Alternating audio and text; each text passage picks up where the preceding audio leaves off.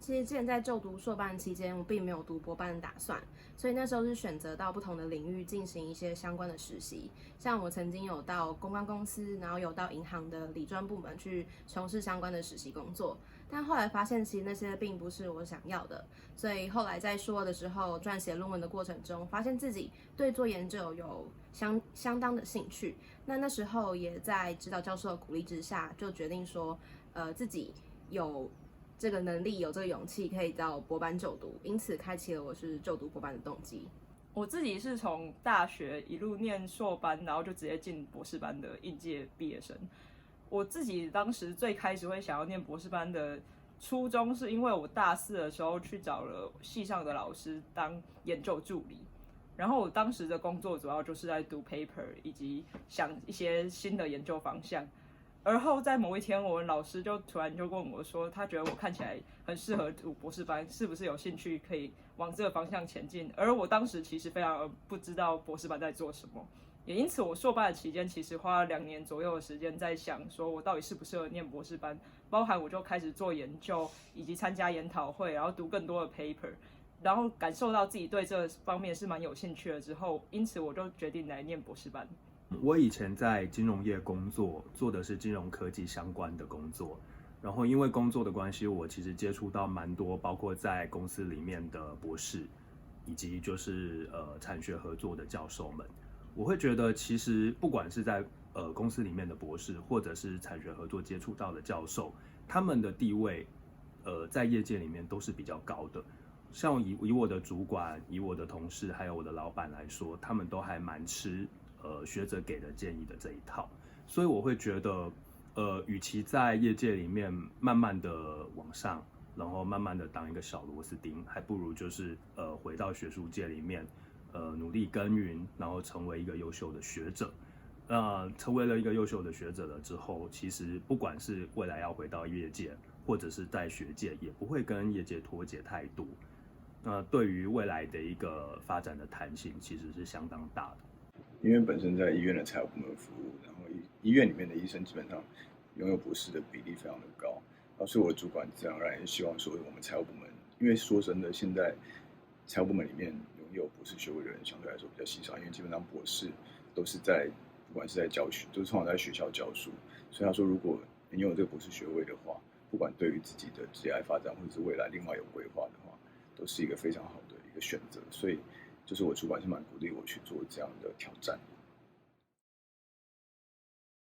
对我来说，选择学校这个部分，我会把它分成到国外读博还在国内读博。那我当时考量没有到国外读博的一个重要原因是家庭经济的考量。那在国内读博的话，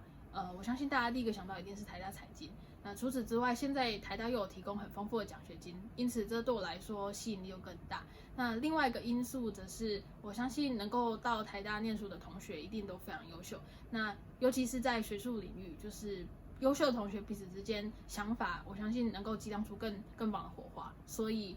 这对我来说很重要。因此，就是我觉得能够到台大念书是一件很棒的事。为什么选择台大财经呢？其实最主要还是因为台大财经拥有丰富的学术研究资源。因为像我之前在做硕论的过程中，那时候想要做美国的资料，但是其实我们学校并没有买相关的资料库，所以那时候我就觉得，如果想要继续钻研更深的研究领域的话，拥有充足丰富的资料库是一定一个不可或缺的条件。那再来就是台大财经拥有非常优良的师资，那同台之间其实不管是对于研究想法的启发，或者是同台之间的一些鼓励，都是对于我来讲都是就读博班成为一个优秀的学者不可或缺的条件，所以我觉得这是我选择台大财经的原因。原则上，在选择博士班的部分，一个最重要的重点就是选择指导教授，而在这方面，台大财经是能满足我的需求的。台大财经的老师研究都做得非常好，而同时在这里面，这些老师也有符合我兴趣的指导教授。因此，这在我当时选择台大财经的时候是一个非常大的重点。而在国内读书的话，对我来说是个加分，因为我可以住在家里，因此我就可以跟我的家人、跟我朋友以及我熟悉的老师们相处，这对我来说也是个很大的加分作用。因此，这些都是我为什么会想要念台大财经的理由。原则上，博士班的考试分成了书审以及面试的部分。书审的话，其实只要简洁就好，不用太过华丽。而在面试的部分的话，最应该要掌握的重点，我觉得是硕士论文的部分。硕士论文是一个很容易看出你的研究能力的一个指标，因此老师们会在这上面多多询问，包含你如何进行发想，以及你如何进行研究，这些都会是询问的重点，因此要好好把握。而如果你没有硕士论文的话，老师们会更在乎的是你修过什么样的课，以及你的学业成绩如何。这有助于老师们去评估你是否有办法去撑过博士班的训练。当然，如果你有很好的就学动机，这也是个很大的加分项目。这些都是我在应试的时候注意到的几个重点。对于我一个之前在业界工作的人来说，或者跟我拥有相同背景的人而言，其实说服自己读博班是正确的事情，是你们最重要的一个工作。那唯有就是真正你有强烈的动机，你才能够说服自己，也同时去说服就是在面试你的老师们，你是真的想要来念博士班，而不是随随便便就来混的。那另外就是我在来面试之前，我也有先复习了一下我的论文，并且就是再写一份自己的一个研究计划。那研究计划的部分其实也主要是参考了我自己的工作相关的一个研究的领域，那跟金融科技是比较相关的。那看了几篇的论文，然后再把这个研究计划的东西整合成是一个我未来的一个明确的一个研究的方向。那一个强烈的动机，再加上一个明确的研究主题，就会是在你在面试中胜出一个很大的关键。在就读期间，主要我有2个感想。第一个感想是没有数学背景会非常吃力。那在我申请博班之前，我的指导教授就有给我一个强烈的建议，就是先修过高等统计。那个时候因为我没有什么时间，因此我的做法是选择旁听。那这也就造成我并没有真的很扎实的学完这门课，因此我的数学底子导致我在开始修博班的课的时候会比较辛苦，因为博班的课很多都是以数学为底子再去教，那相对于硕班的课就是数学程度会多非常多。那也因此我会建议，如果有能力的话，可以事先修过不管是高等统计、数统或是线性代数，那这对之后再修课会轻松很多。那第二点则是，因为我们有很多必修都是有被当2次就会退学的规定，还有在博一下我们还有资格考，那也必须在2年内考过。那这2点都主要是博一博二最大压力的来源，因此我也会建议在每门课都很扎实的情况下，不要一学期不要修太多课，这样会给自己太多的负担。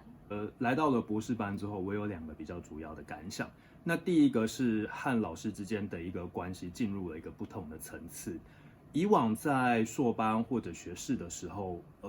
其实和老师之间的隔阂是比较大的。可是到了博士班了之后，其实不管是你的同学或是你的师长们，未来都可能是和你一起做研究的合作伙伴。那所以其实和老师之间可以聊的话题也变多了，那一起聚会吃饭的机会也变得比较多，那能够聊的话题也更加的深入。所以其实和老师之间的关系变得更 close， 更加密切的合作，是我觉得第一个比较大的不一样的一个地方。那第二个是